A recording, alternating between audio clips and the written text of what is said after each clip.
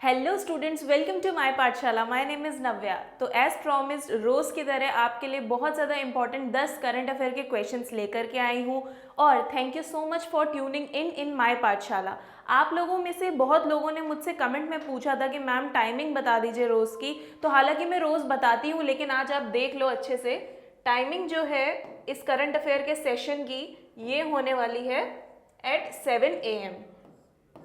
आप आराम से देख लो इसको। Timing will be 7 AM। तो रोज़ सुबह 7 बजे ट्यून इन करो इन माय पाठशाला, और रोज़ ये 10 करंट अफेयर के बहुत ज़्यादा इंपॉर्टेंट क्वेश्चंस अच्छे से याद कर लो वीडियो के दौरान ही। अब आपको लग रहा होगा मैम वीडियो के दौरान कैसे याद कर सकते हैं, तो उसके टिप्स एंड ट्रिक्स मैं आपको वीडियो के दौरान ही बताऊंगी। तो वीडियो में एंड तक बने रहो, थरली एक एक क्वेश्चन की डिटेल्स को भी देखना।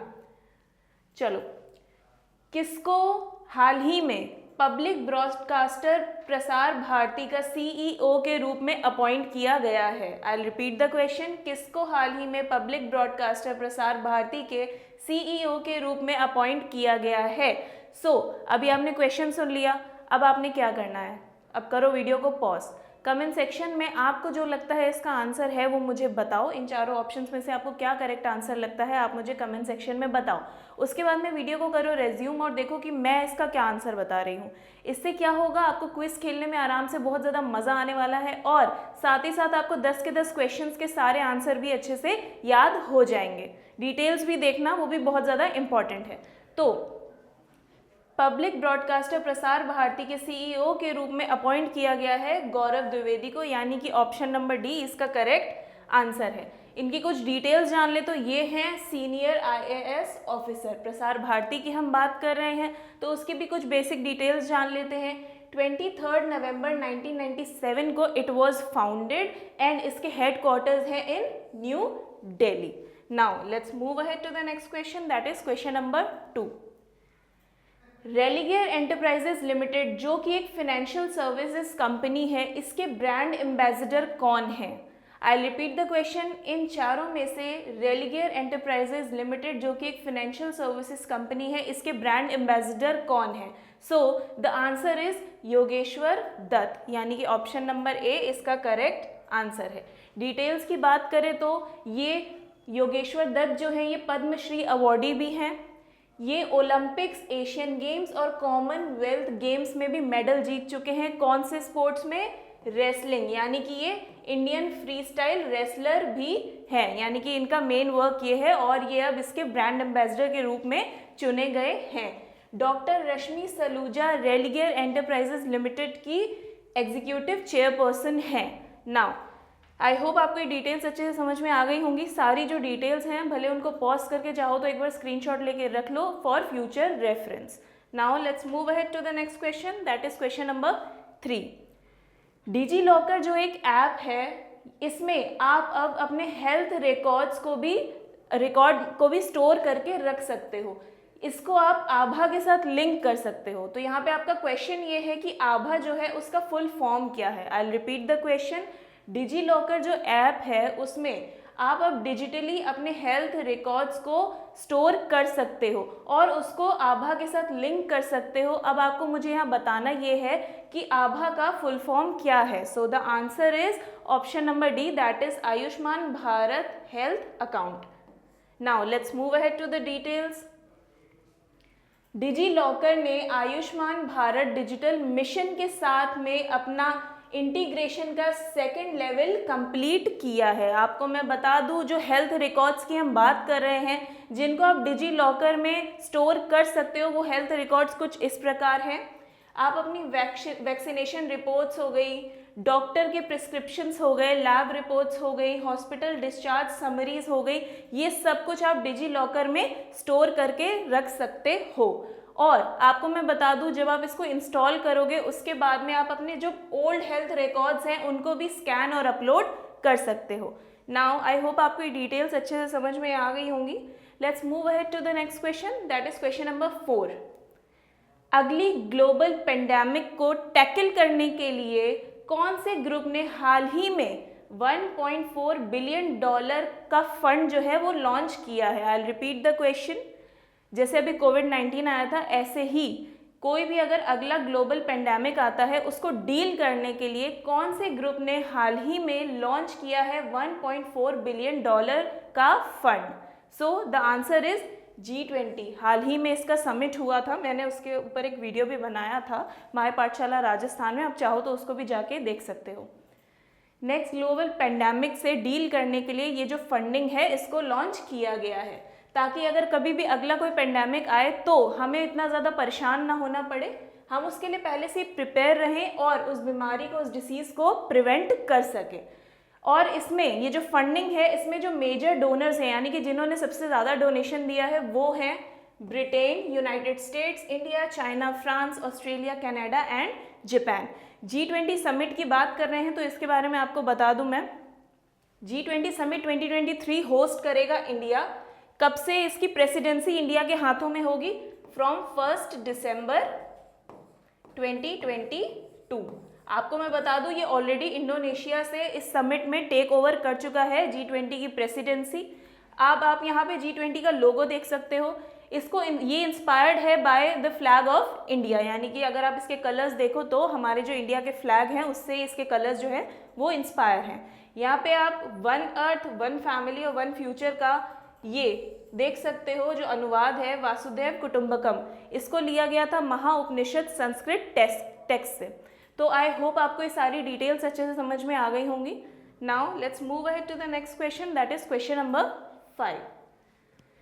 साइंस की फील्ड में अपनी सर्विसेज देने के लिए किसको यूके के रॉयल ऑर्डर ऑफ मेरिट की रिकग्निशन मिली है? I will repeat the question, किसको साइंस की फील्ड में अपनी सर्विसेज देने के लिए अवार्ड मिला है of UK's royal order of merit? So the answer is Venki Ramakrishnan, यानी कि ऑप्शन नंबर बी इसका करेक्ट आंसर है। डिटेल्स की अगर हम बात करें तो ये नोबल लॉरेट प्रोफेसर भी हैं, कौन? वेंकी रामाकृष्णन, जिनको ये अवार्ड मिला है। किसके थ्रू मिला है इनको, किसने दिया ये अवार्ड? ब्रिटेन के किंग चार्ल्स III ने ये अवार्ड इनको दिया है। Now let's move ahead to the next question, that is question number 6। Year 2022 में जवाहरलाल नेहरू जी जो कि इंडिया के पहले प्रधानमंत्री थे, इनकी बर्थ एनिवर्सरी मनाई गई। तो आपको मुझे ये बताना है कि 2022 में इनके कौन से नंबर की बर्थ एनिवर्सरी मनाई गई है। I will repeat the question, India के पहले प्रधानमंत्री पंडित जवाहरलाल नेहरू की 2022 में कौन से नंबर की बर्थ एनिवर्सरी मनाई गई है? So the answer is option number B, यानी कि 133rd बर्थ एनिवर्सरी इनकी 2022 में मनाई गई है। नाउ कुछ डिटेल्स अगर जान ले तो ये बॉर्न है 1889 के, कहाँ पे इनका जन्म हुआ था? इलाहाबाद, जिसको अब हम प्रयागराज कहते हैं। जवाहरलाल नेहरू जी की जो जयंती है ये 14 नवंबर 2022 को मनाई जाती है। ये इंडिया के पहले प्रधानमंत्री रह चुके हैं। Now let's move ahead to the next question, that is question number 7। ICC के all powerful finance and commercial affairs committee के हेड के रूप में किसको चुना गया है? I repeat the question, ICC यानी कि इंटरनेशनल क्रिकेट काउंसिल के all powerful finance and commercial affairs committee के हेड के रूप में किसको चुना गया है? So the answer is Jay Shah. Now इसकी कुछ डिटेल्स के बारे में अगर हम बात करें तो न्यूजीलैंड के ग्रेग बार्ले को ICC के लास्ट सैटरडे ICC के सेकेंड 2-year टर्म के लिए री इलेक्ट किया गया as chairman. I repeat this detail, New Zealand के ग्रेग बार्ले को लास्ट सैटरडे ICC के चेयरमैन के रूप में फिर से चुना गया। कितने समय के लिए? 2 साल के टर्म के लिए, यानी कि 2022 से 2024 तक ये कार्यभार संभालेंगे। अब मैं आपको बता दूं कि ये इनको दोबारा मिली है ये पोजीशन, क्योंकि ये 2020 में पहले भी चेयरमैन बन चुके हैं ICC के। अब बार्कले के अलावा BCCI सेक्रेटरी जय शाह को इसमें एज अ हेड चुना गया of ICC all powerful finance and commercial affairs committee के। कहाँ पे? बोर्ड मीटिंग में, यानी कि ICC की जो बोर्ड मीटिंग है उसमें ये दोनों चुनाव हुए हैं। अब यहाँ पे जो शाह की रिस्पॉन्सिबिलिटी होगी वो मैं आपको बता दूँ, ये जो कमिटी होती है ये बहुत ज़्यादा इंपॉर्टेंट कमिटी होती है आईसीसी की, तो इसकी पूरी रिस्पॉन्सिबिलिटी जय शाह संभालने वाले हैं।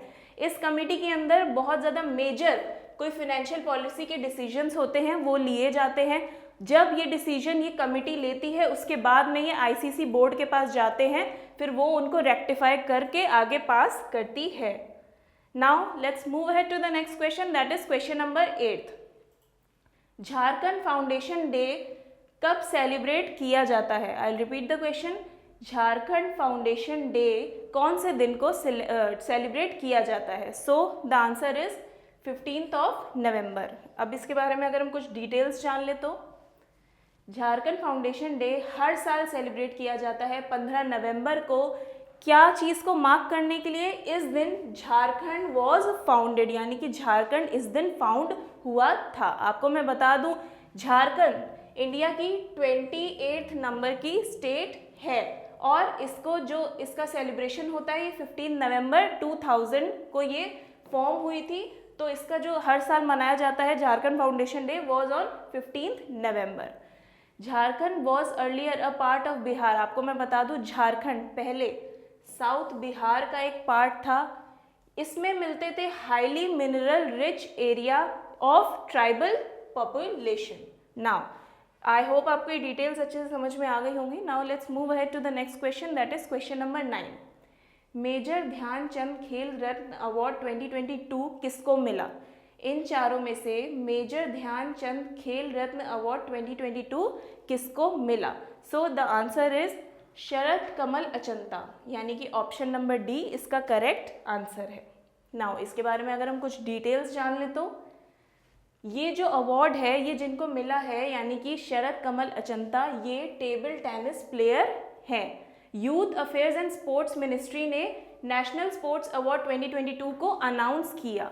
इसके जो अवार्डीज़ हैं ये अवार्ड को रिसीव करेंगे by the hand of president of India, यानी कि द्रौपदी मुर्मू जी के हाथ से ये इस अवार्ड को लेंगे। कहाँ पे? राष्ट्रपति भवन में। कब लेंगे?